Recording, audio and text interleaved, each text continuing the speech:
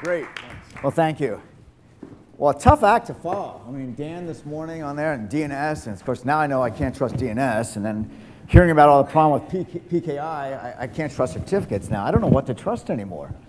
But in all seriousness, it's not all doom and gloom, and we have to put some things in perspective.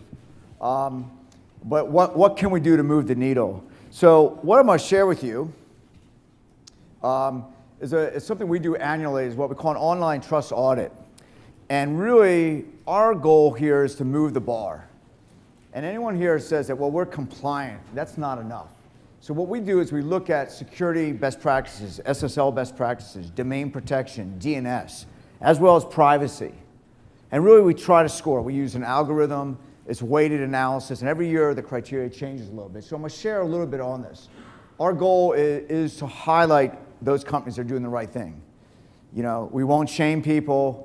I've actually responded to government requests. I said, well, you're going to have to serve me a subpoena, but we're not going to give you the data on how bad people do. I want to at times. There are certain retailers that we see have very poor practices, but that's not what we're about. We're really about best practices, get them out there, and really provide that prescriptive advice. So I'm going to walk through a little bit. As I mentioned, there's 3 categories we look at. We'll go through, we look at the top 100 banks. We look at the top 500 retailers, and then other segments as well. So this is really very much, these are by the nature the largest sites, not just in the US, but worldwide. We actually are releasing in 2 weeks a similar study for ANZ, Australia, New Zealand. So any of you who are focused in that market, you'll be interested in that data here.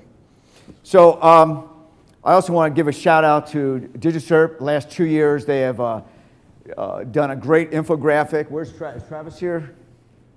But well, he's done a great job illustrating this here and really looking at the big problems that we're focused on. And I think you're going to have handouts, right? Or not handouts, but digital things here. So overall, so bottom line is we look at all these criteria. We then weight it, and those that make 80% or better. And this is showing year to year.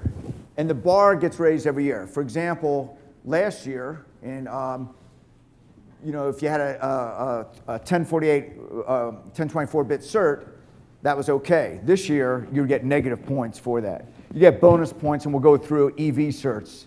And you know, just as an aside, I worked with a cab forum in, I guess it was 2004, 2005 on the original EV certs. And so the green bar, I know a lot of people don't like the green that Microsoft uses. It's a whole separate issue there. So this is where it's gone. So it's been basically constant, but the bar has gone up every year. So basically what this is saying, 30% or so of the top sites worldwide are meeting the bar of the appropriate level of security and privacy settings.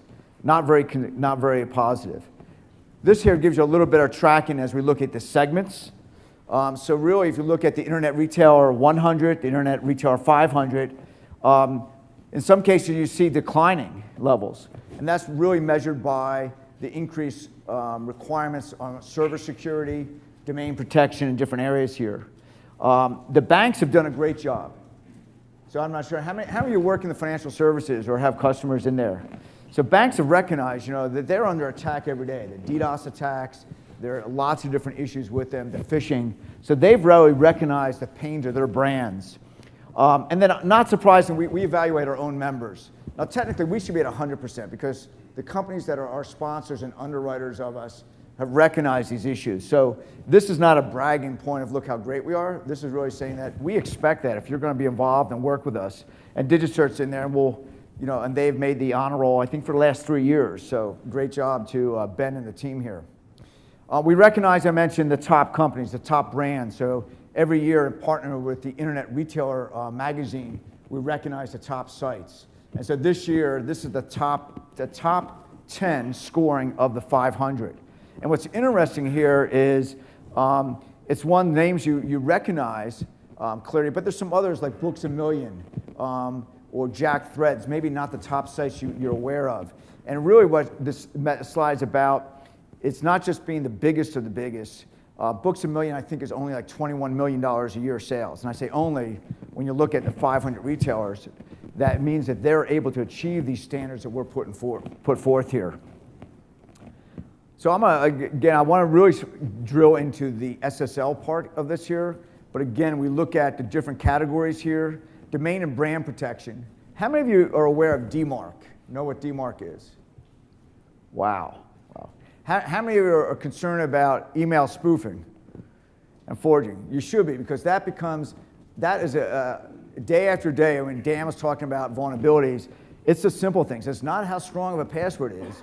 It's, the social engineering. You get an email that's spoofed and forged, you open it up, and again, game over. And the increased precision that the criminals are going on targeting users, getting your Facebook information, your LinkedIn information, very, very deliberate in a lot of different areas. And not just, by the way, in email. We'll talk later about malvertising. Again, how getting very, very specific ads targeted to groups of people, IP addresses, to compromise their systems. So that's what domain protection is really about. What are you doing? Interesting there, again, if you look at the banks, the top 100, they're only 57% average score, so we have a lot of areas. What's interesting, in SSL, pretty much even across the border there. And privacy, again, some variances there. I think the bigger issue is where are brands failing? So we talk about making 80% above. This is below 50% or below. So you're actually very concerning banks, which are highly phished and highly compromised, are not doing an adequate job of domain protection today. And so that's a concern. Now there's a positive side, in the new .bank GTLD, they're actually going to make that required. To qualify for a new .bank domain, you have to implement SPF, DKIM, and DMARC in there. So they've recognized that problem. And if you aren't doing it, you won't get a domain. The server area, not surprisingly, and privacy. So we look at our overall algorithm. We have baseline points and penalty points. For example, some things like domain locking is negative points if you aren't doing it. I'm going to just skip through here for sake of time. I asked a question before. DMARC adoption is very, very poor right now. It's been out 2.5 years, the standard. But this is an area that we need to move the bar up in many areas. And so what DMARC does, it's a policy assertion. It's a simple text record in your DNS zone. And it's basically telling receiving networks, whether it's ISPs or whether it's a corporate network, how to handle mail that's failing. That's one part of it. The second part, it provides aggregate reports back to the domain holder of your mail stream. So it provides a lot of data and intelligence on where mail is coming from, so you can optimize your server policies or your email policies. But again, if you look at, again, FDIC, 21%. And you might say that's great, you're looking at the growth, but still considering how they're so targeted and compromised. This is something we're pushing forward. I'm going to be talking a little bit later today on the news. The federal government agencies, they need to do a better job too of these areas here. So let's really focus on the SSL. So we look at scores. We use a few tools. How many of you use the Qualys SSL Labs tool? Just a few of you here. So we'll kind of go through. We won't do a live demo, but I have some screenshots from this morning. So basically, it looks at everything, your protocols, your handshake, your certificates, your chain of trust, and it comes up and gives you a grade. We actually convert that into a score. We also look at some other things. We actually crawl the sites for cross-site scripting, iframes, malware, known malicious link, and we come up with a score. We also give bonus points, EV, extended validation certificates, always on or HTTPS everywhere, DNSSEC. So those are all bonus points. We think those are best practices and very important. And then, like I said, you get bonus points and negative points. So that kind of gives you hopefully a top-level view. And so we believe in walking the talk here. And I got to give a shout-out to my friend Brad here, Brad Hill. Brad used to be at PayPal, and he taught me a lot of how to configure our server correctly. The good news is we're getting an A+ score. And these are key things that we're trying to do. So we believe in walking the talk here. That doesn't mean that we're bulletproof. It doesn't mean that something can't happen tomorrow. But it's one of the other things that I've learned in trying to do this myself is it changes frequently.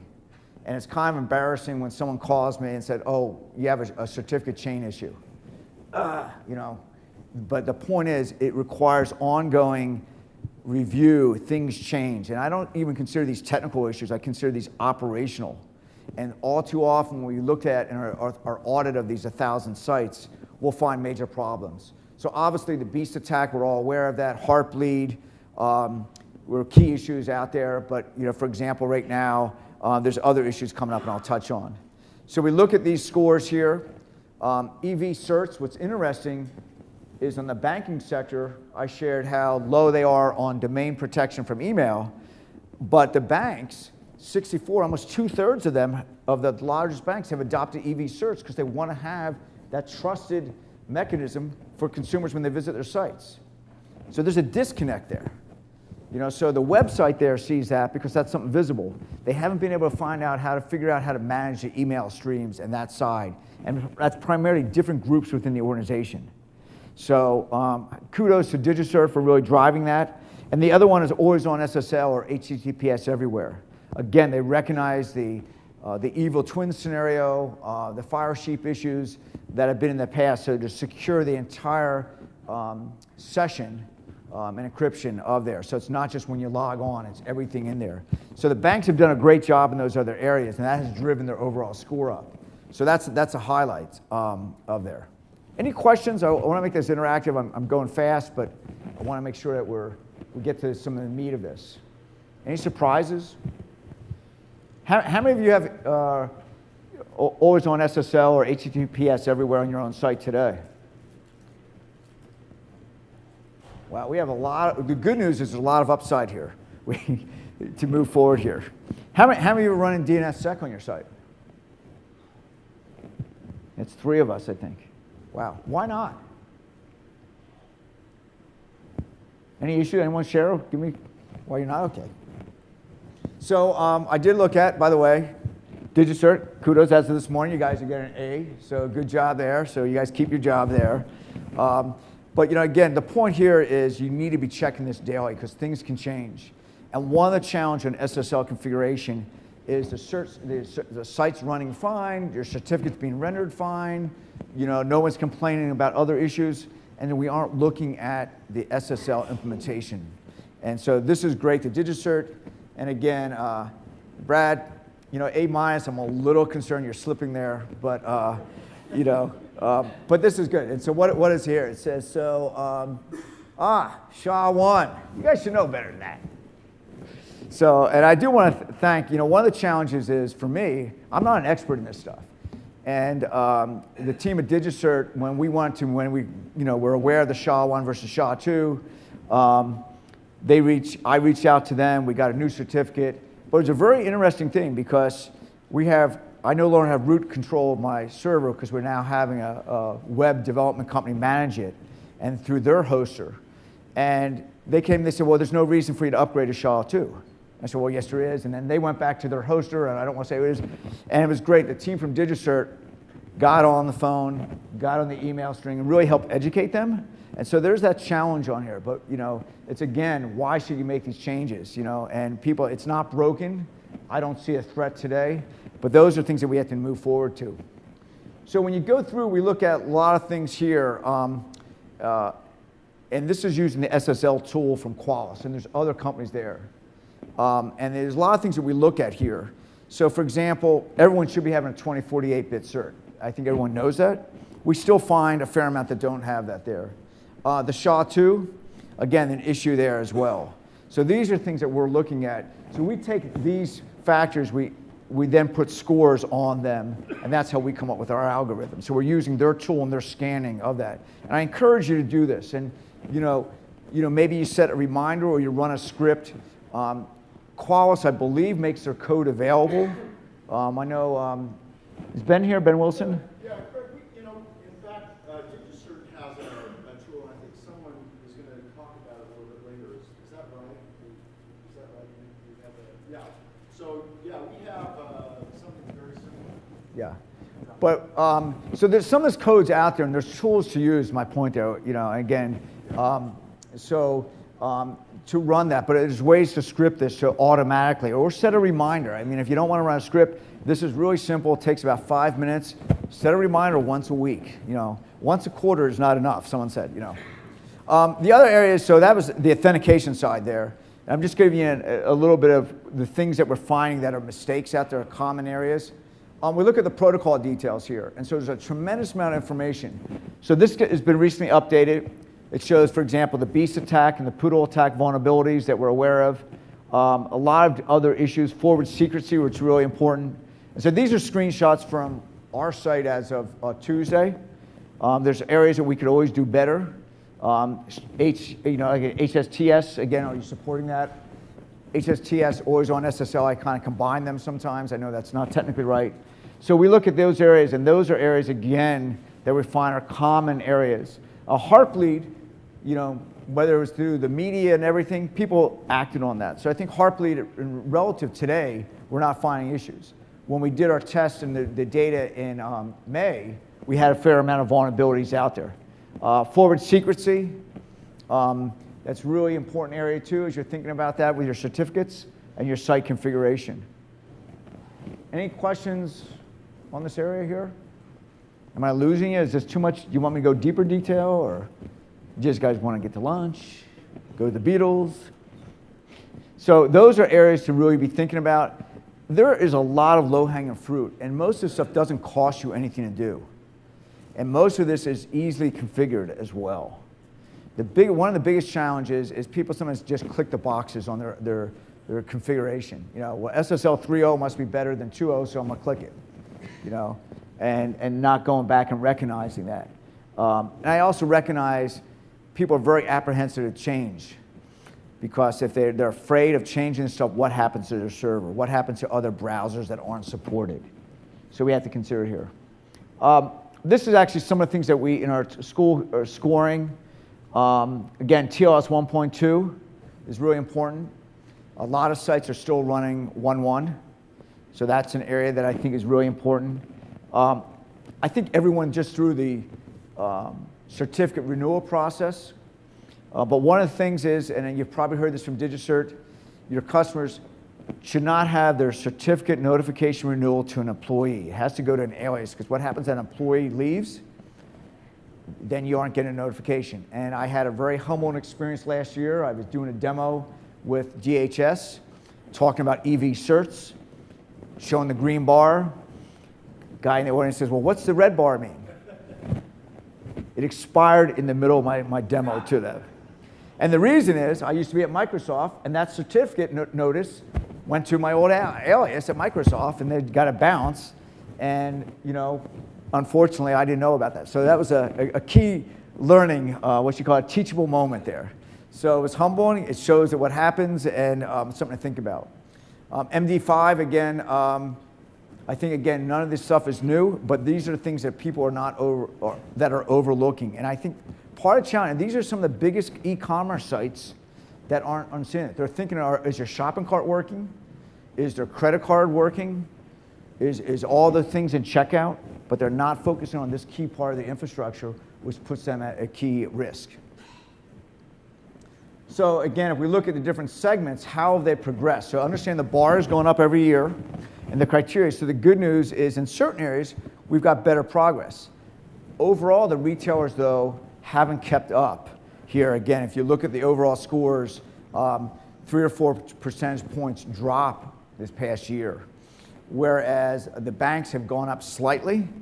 Federal sites, again, really haven't been keeping pace with the changes out there in general. The bright side is the social sites. So social is a category that we created. It's not just the Twitters and the Facebooks of the world. We call it social, like gaming, because gaming is not e-commerce, it's not banking, dating sites. So we've called that our social. So we're looking at those top 50 based on Alexa traffic, and we're putting that category. Now, one of the reasons when we dug into there, those sites are relatively newer, the Pinterest of the world.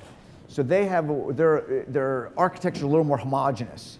It's not as complex with others. So I think that's the reason why we're seeing a higher overall better score in there. And then our own members, we also dropped ourselves. So again, that's a little bit of decline, but that's as the bar is constantly going up.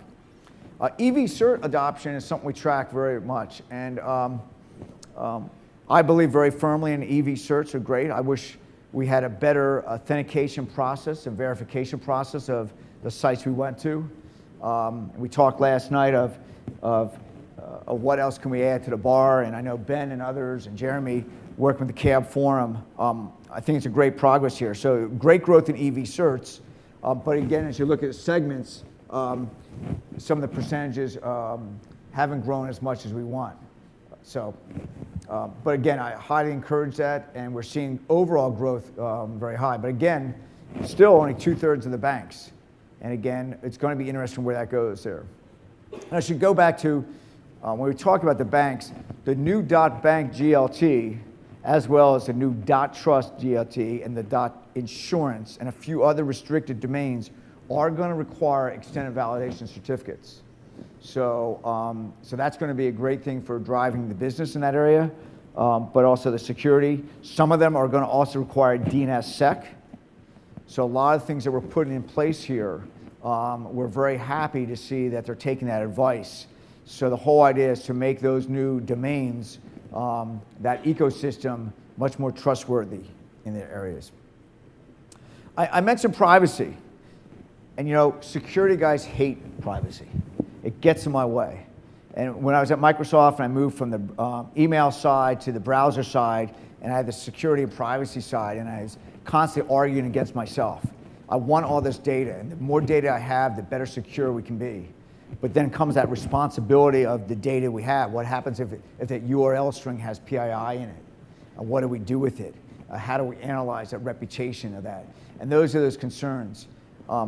I firmly believe, from both a legal perspective and also from just a regulatory perspective, data that's being used solely for security purposes and fraud detection needs to be protected. And as long as we have that commitment, we should be able to address those privacy concerns. It should not get in our way. The problem, what happens is sometimes that data gets used in other parts of companies. And that's where we have this rub. So how is that data being used? So what we've done is we analyzed the first part. Remember I mentioned about the domain and the email protection. We then looked at the second leg of the stool, and that was the SSL implementation, and then privacy. And what we did is we looked at the privacy policy. We actually read 1,000 privacy policies. Great way to cure insomnia. And then we actually mapped out and crawled what was actually happening on the site and were those consistent with the assertions in the privacy policies. And not unlike the DNS, or I should say the SSL infrastructure, we found a lot of mismatches. Not because these companies aren't trying to be forthright and honest, it's they're not updating. Someone has added some third-party analytics on their site, they've created some other thing, and they haven't mapped those out, so they become broken in a sense.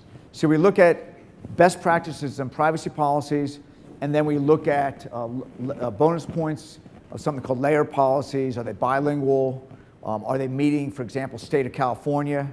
We'll touch on, and then penalty points. And I should note two things there that everyone should be aware of. If you have a single customer in the state of California, you have to comply with state of California disclosure notices in your privacy policy on your site. End of story. It's not where you have a physical nexus. They have two things. As of January 1, 2014, 10 months ago or 11 months ago, you must have a policy assertion that says how you honor a do not track setting in your browser. Now, mind you that the do not track technical standard hasn't worked its way through the W3C, but that's a requirement you must have in your privacy policy. You can say, we ignore the setting because we don't believe in it, it's a religious issue, it's not a standard, or not, but you must have that.